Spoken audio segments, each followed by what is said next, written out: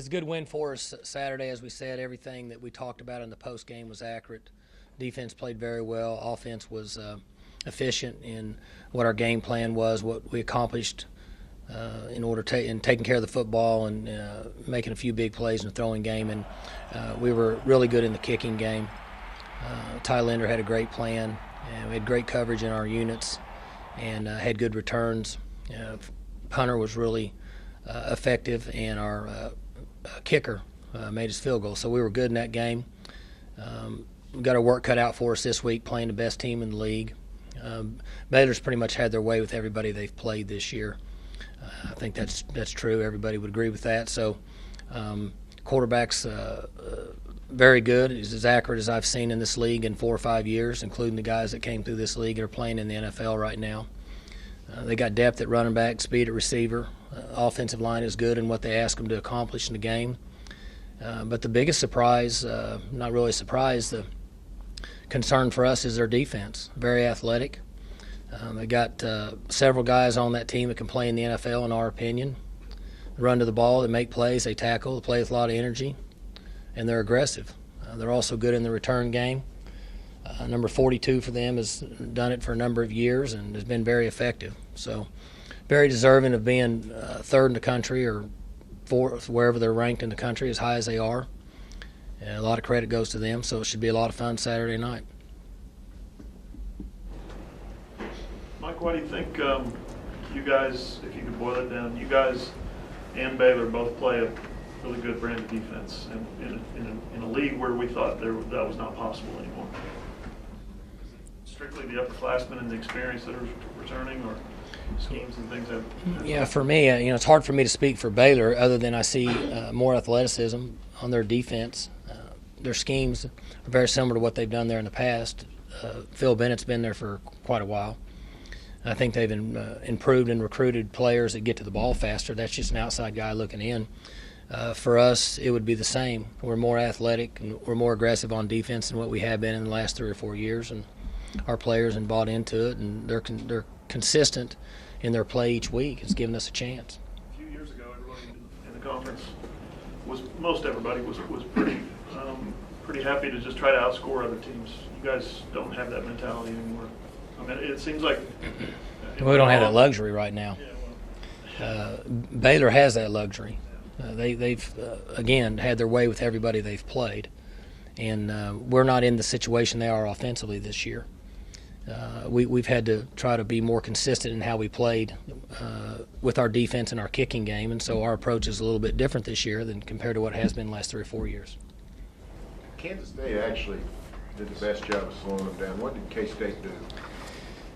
They dropped some passes that would have, in my opinion, when I watched the game, I think it was 3, could have been 4 in the first half, and maybe even taking into account the is that a car?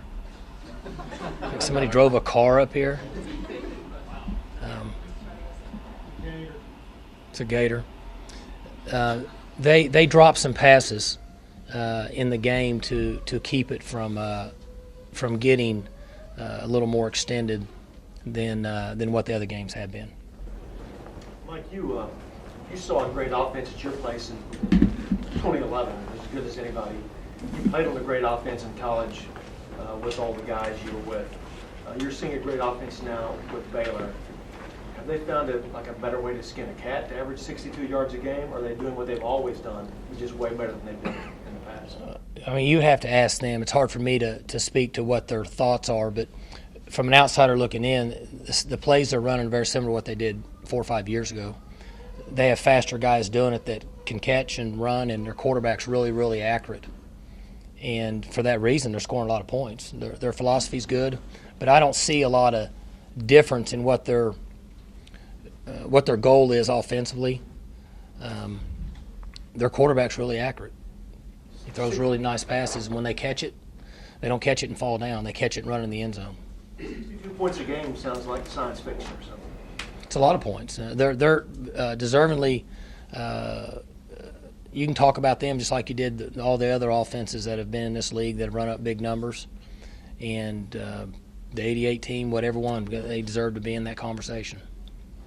Obviously, your defense has to defend their offense, but how important are some of the things your offense does during the game to kind of help them along in that regard?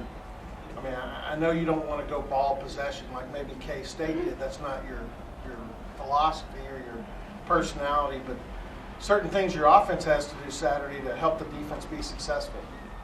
Well, we have to score because they're going to score. And so, your game plan in a situation versus a team that's as successful as they are on both sides of the ball, defensively you have to have a great plan. They have to understand it. They got to run to the ball and play with great effort. There's only so many ways you can line up in a football game on defense. Similar to the flip side of the conversation we were having here a couple years ago. And that doesn't really change much in a game. And then offensively, we have to run our plays, and we have to play our game. And in the kicking game, we have to be sound and try to find a way to win that part of the game. That gives you the chance to win the football game. You spent a year at Baylor as an assistant. Back then, could you foresee something like this, the potential for something like this to happen at that school? Well, not when I was there. I was there with Chuck Reedy, and we had a good staff, and we didn't have a good year. We had a number of players hurt, and they fired everybody. And I think since that point, they had brought in maybe, I don't know how many coaches, 3 or 4, before they brought in Coach Briles. And to me, just again from an outsider looking in, the brass administration now that have taken over the last 4, 5, 6, 7 years down there have made a real commitment and have stayed behind Art for a number of years, because his first few years weren't what people would want in a profession that everybody wants results right away. They supported him, they stayed with him. He's gotten a little better, in my opinion, recruited better, gotten a little better, recruited better, had a player win a Heisman Trophy, recruited better, and gotten to this point. So that administration they had then was nowhere near as committed as the administration they have now, in my opinion. So, and I was only there 6 months. I mean, I could no more than get a for sale sign out of my yard and put a new one in there. So it's hard for me to really make a good comment on that. Off Gina's question, this is really, I'll preface, it's kind of a media question. Grant Taft, Chuck Reedy had success, the guy you worked for there, and now Art Briles. They kind of have some things in common. They're Texas, home and grown, kind of you here with your personality. Does it take a certain guy sometimes at a program that needs it? A certain personality? I think so, yeah. I think that it's different everywhere across the country, and some coaches have a better feel for the geographic location and what the university and the football program and everybody in general is trying to accomplish. And he's been a good fit. And they're sitting in a good spot. I've said this. I don't think it's any secret. Everybody knows it in our profession. You can take a 4-hour circumference drive of that university, and there's going to be 100 to 150 Division I offers a year. And they've certainly taken advantage of that. Mike, making personnel changes, this guy starts, that guy doesn't, has got to be like one of the most gut-wrenching things of being a coach. You're going to make some guy happy, disappoint another guy. You guys made a couple of those tough decisions midway through the year. But if you look and you do what's best for the team, it's kind of panned out for you. It has, and they are difficult decisions because we recruit them all. We want them all to be happy. It's impossible for that to happen. So we have to try and communicate to the players why those decisions are made, and then everybody has to buy into a team sport. Some receivers get to catch passes in games, some don't. Some running backs get yards, some don't. Quarterback's very difficult, as you're referring to, because one plays, one doesn't for the most part. And if they don't buy into the concept of the team and realize that we have the best interest in the team in general and not one individual, it's difficult for it to work and have success because you have a team going different directions. And it's not easy, but it's really the only way we know to try to win in the long run for an extended period of time, not just this year, but the next year, and 5 years from now, and 10 years from now. Decisions aren't short term. Big decisions have to be long term. You've obviously had your team very well prepared over the last several weeks, and I thought they played with great poise at Texas. Are you concerned this week about too much hype? Not really. This is a good group. We have good leadership. I think they understand where we're at. They have a good feel for who we are as a football team, what our strengths are, what our weaknesses are. They realize the importance of last night's preparation, tomorrow's preparation. We can never get past one day. We're not good enough to think past it one day. And I think our team understands that. And ultimately, at the end of the day, I've said this, college football is about the players. It's not about the coaches. We all run the same plays. We have the same schemes for the most part. You can break down tape, and everybody's trying to execute the same plans. The players have to make a decision that they want to be good. They have to work together and play unselfish football. And if so, they win games. If they become individuals, then it's really difficult to win games. Talk about Chelf and his progression over the course of the season. I mean, for whatever reason, he did not stick in the job early, and he seems, now that he's been getting the chance again, he's getting better every week. He sure is. Experience. Every game he plays, he gets a little bit better feel, and his reads, his percentages of pluses and minuses based on the mental aspect of his game improves each week. And he's a nifty ball carrier. He's been effective running the football. And for the most part, he's minimized his throws that are poor decisions.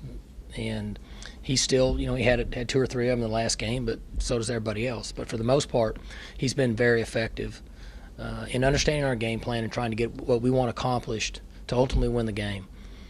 Take the pass yards out, take the rush yards out, forget all that statistics. Ultimately, we're just trying to win the game. You mentioned his ability to run. Did he show you that when he was in high school? And I guess you've always mentioned that him and J-Dub, they run the same plays and do the same thing. But has he always shown you the ability not just to carry the football a little bit, but to bust it up 68 yards for a touchdown? We felt like that he was an effective runner. He's not a flashy runner, but he's nifty and has good vision. And we've known that. We just weren't sure how much of that we wanted to use based on how the team progressed throughout the season. He's been more effective running the football than what I think we all thought. I mean, if you start the season and you say that he's going to play at Texas and rush for almost 100 yards, you could probably got pretty good odds on that. And so I think he surprised us with his ability to open up with speed when he gets out into space. A couple of his teammates, Mike, said that even though he kind of been on a roller coaster in terms of starting and then getting pulled and all of that, that his emotional makeup just really hasn't seemed to change. Is that pretty accurate, and how important is that in a quarterback going into an atmosphere like Saturday? It's real important. As the question earlier about game day being here and all the hype, he's done a nice job throughout his career over the last couple of years when he's been involved. And at times you can instill and try to coach that into players, but it's not always the easiest part of the game to get accomplished from a coach. And just like Saturday, he didn't see the backside safety and he threw the ball down there to Aitman. The guy came over and caught it. And he understood it before as soon as he did it, he knew it. But then when he got over there, he was okay. He listened to us coach him, and then he was ready to go out and play the next series. And most of our players are that way. If you watch our guys play, most of them will play the next play. They make a mistake, they get up, they run back and play. They don't make a scene and create doubt. Let's go play the next play. And he's a great example of just go play the next play. On Chelf's running, Mike, he seems to have mastered not getting hit. I can't think of 2 or 3 times the last 5 weeks he's taken a solid blow. Is that something you warned him about, coached him on, or does he just sort of naturally know when to get down and when to get out of bounds? Natural. Yeah, I don't think you can coach that. We tell guys, we've told them that to get what you can get and get down, and sure enough, you do it, a guy takes a direct blow. And I don't know that we've ever come up with a way to coach that, but he's been effective in avoiding direct hits. Last week you mentioned you'd hope to get Josh out there Wednesday at practice. Is that the hope again this week?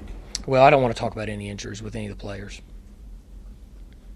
Mike, how did you play without him?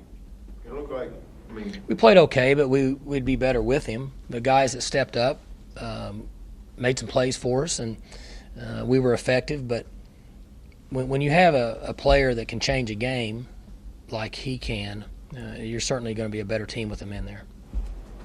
You were asked about your team's poise early. I've seen a few Baylor games all the way through, but they seem to be playing a little edgy, like they don't mind an occasional yellow flag, and they're able to get, other teams sometimes wrapped up into that a little bit with them. You pretty confident your team handles that part of the game well right now? I hope so. They need to play hard from the ball snap till the whistle or till they're out of bounds. But pushing, shoving, personal fouls, those issues, in a game where you have two good teams playing, if you offset the penalty yards more than about 25 or 30, it certainly can affect the outcome. And so we don't need to play that way. There's going to be a lot of plays in this game. There are going to be around 175, 180 plays in this football game. Could push 200 just based on how it goes. So they'll have plenty of opportunities to compete and play physical. You guys competed for a Big 12 championship for a number of years, and then you got really close, and then you finally knocked down the door and won it. Baylor really trying to do this for the first time. Did you have to learn something over the course of time that allowed you to go out there and win it? Well, I think you have to have good players. You have to have chemistry. You've got to get fortunate. For us, I can't speak for them, but for us, we were fortunate to not have injuries at key positions. And college football teams can be a pretty good team. You could be a good team. And if you get an injury or two at the wrong position and your depth is not as good and you're immature and young at that spot, then you become average really fast. So that was as big an issue for us, was to stay healthy at key positions. And a couple of those years we thought we were good enough to win it, but we had injuries that made us not as good as what we really should have been at key positions. Mike, the spotlight's on Stillwater, on your program, everything this week, game day, all that stuff. 2 months ago, spotlight was on you because of the SI report. We've got some distance behind us. How do you think, I know it's early, but how have you weathered that, do you think, in terms of overall program perception, recruiting, all those things? It's interesting. We had, I think, 19 commits prior to it, and I think we have 22 now. I can't keep track of all that. And I think it helped us in recruiting. It benefited our program. And for the most part, until somebody brings it up, it's almost like it's faded and gone, not even there anymore. The report helped you, or the way you responded to it? I think the report and the way we responded and the players responded and our recruits, I think it helped us in recruiting. How so? I don't know, but we had 19 and we got 22, and it was interesting. We had 4 or 5 players that are really, really good players that started calling us and showing interest the next few weeks after the article came out. That was the only thing I could attribute it to, because we certainly weren't playing very good. So it was just kind of interesting. I know people think, well, he's lost it again, but the truth is you guys. I hear people saying marketing, any publicity is good publicity. And so I thought about that, and I wonder if people may have thought, well, we'll check them out or see whatever. I don't know. It's just kind of weird. But there was interest from players that we didn't have any interest in until that came out. Coach Gundy, talk a little bit about the Charlie Moore pass when he was shoved out of bounds. Charlie stays with it, and it's hard for me to speak for their player, but he pushed Charlie out of bounds 3 or 4 or 5 yards, and I think he said the play was over. And Chuck just kept going, opportunity to catch a pass, and I honestly don't know how Chelf knew to throw the ball, but I guess he saw him coming back in his vision and went ahead and threw it, and Charlie came back and got a nice catch. I had taken my eye off the play once I saw him get pushed out of bounds that far. I went to the other receiver because I didn't think he was going to throw to him. I thought he was going to throw to the other guy. And then I saw him throw the ball, and I thought, where's he throwing the ball? And then Charlie caught it, and I thought, that's pretty good. It's interesting to me, Mike, and you don't have any control of what you're being asked. But at most of these things, you're always asked about your team and rarely about the opponent. Even going back to Mississippi State, you hardly got any questions about the opponent. It's today's journalism. I mean, seriously, that's what it is. I mean, very, very few times do people ask about the game. Everything is all the other issues, which is fine, but you're exactly right. Used to be Leading up the fact game. that It's not an issue this week. You are being asked about Baylor because the opponent's very good. No question. And as I said to start this, deservingly so. Third in the country and all the accolades they're getting, they're a really good team. And they've made great strides, and they deserve a lot of credit for that. And the comments that have been made are accurate. The comment that Robert made about them playing aggressive is accurate. But you play that way when you're having success. And so our players understand that, and they know the challenge at hand.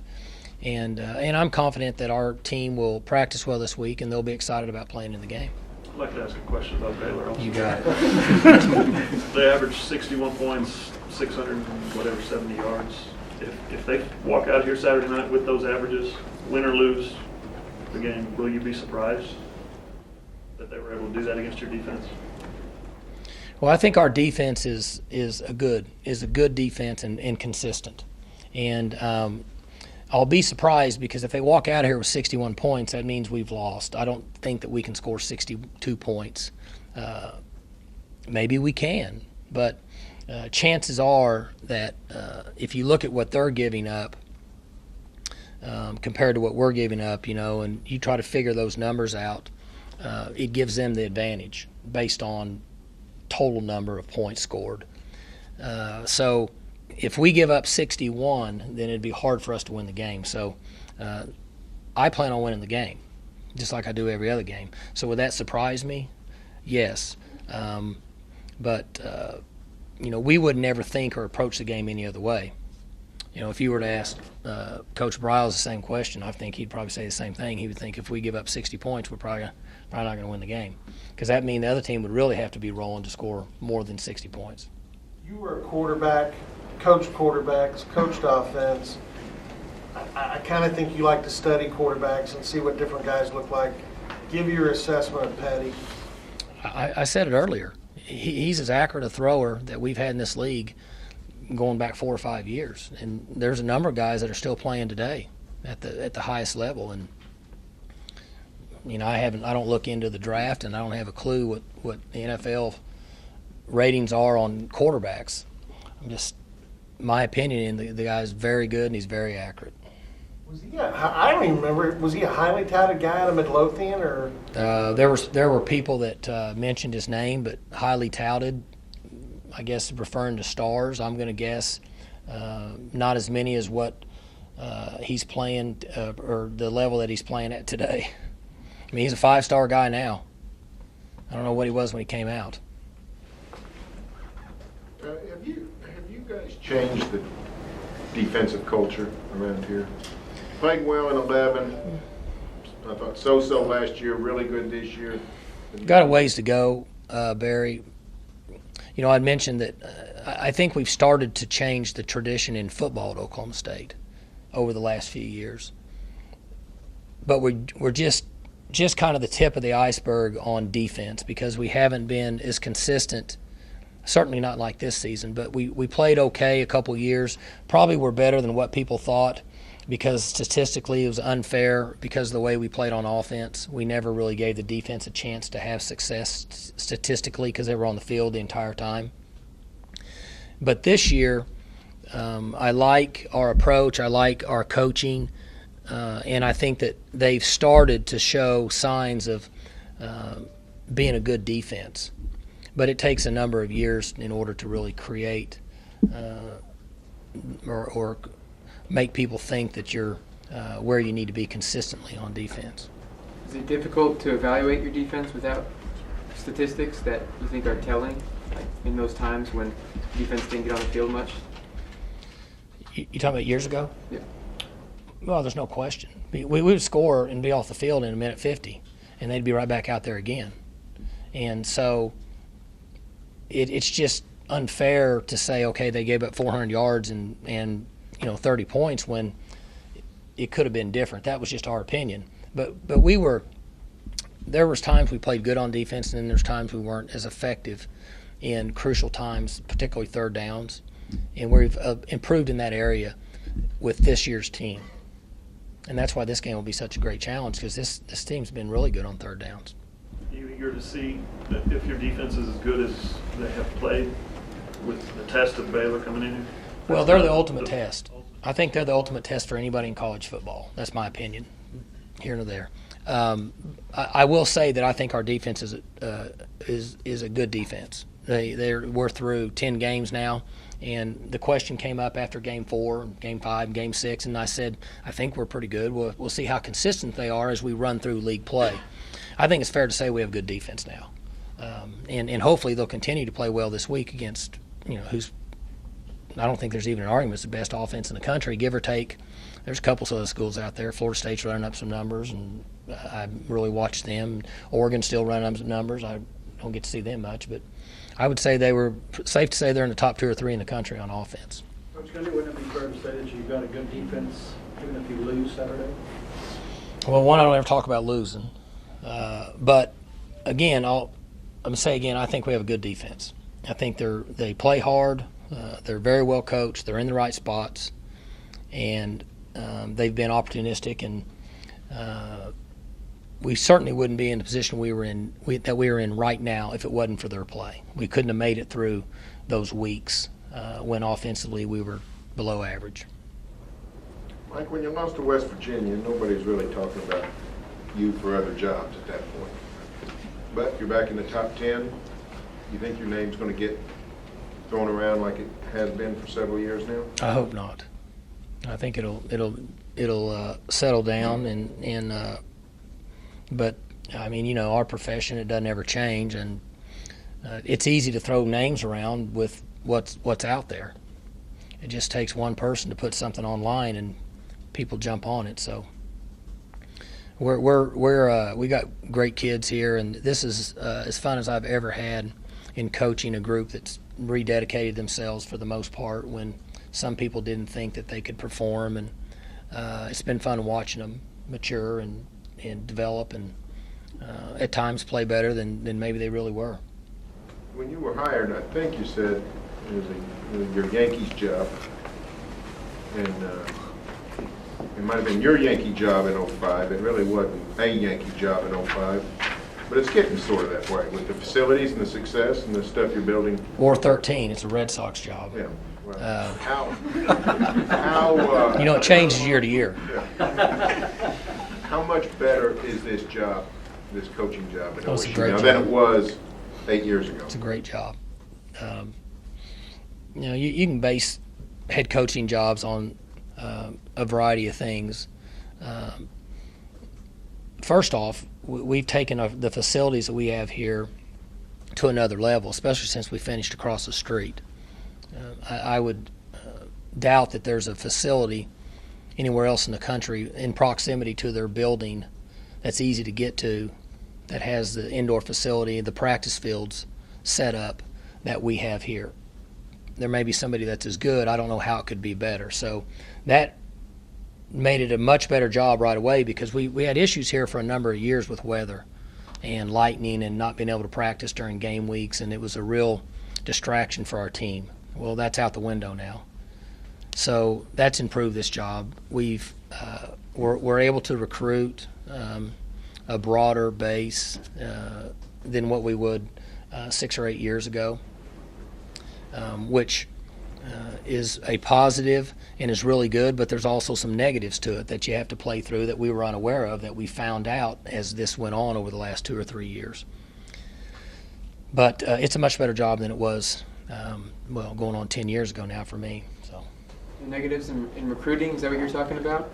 Well, there's just some negatives involved when you change the culture and the young men that you're able to recruit. Because it's not status quo as it has been for a long time. So there's just some adjustments that you have to make, that we think you have to make, that you're not prepared for because it's new.